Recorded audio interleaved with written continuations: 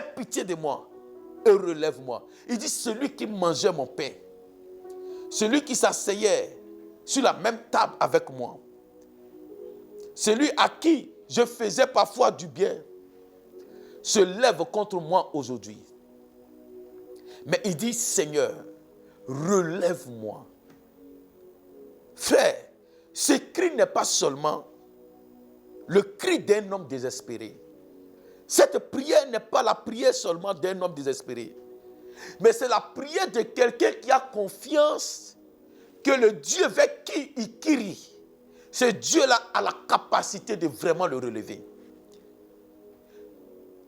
C'est la prière aussi d'un homme qui a basé une foi en Jésus-Christ. Ce n'est pas seulement le cri d'un homme désespéré qui a tout perdu. Il sait qu'il est à terre, il sait qu'il est en genoux, il sait qu'il est humilié, mais aussi il sait qu'il y a un Dieu qui est capable de le relever. C'est la question que je vais te poser.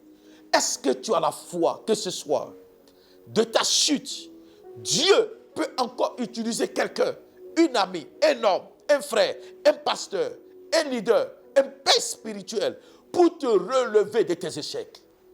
Est-ce que tu as la foi? Est-ce que tu crois que ce Dieu-là a la possibilité de le faire dans ta vie? Si tu le crois, tu reçois cette portion des Écritures.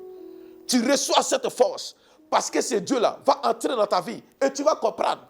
Ce n'est pas par ta force, ce n'est pas par ton intelligence, ce n'est pas par tes diplômes, ce n'est pas par tes relations que Dieu le fera pour toi. Mais c'est par ta foi que tu as basé en lui.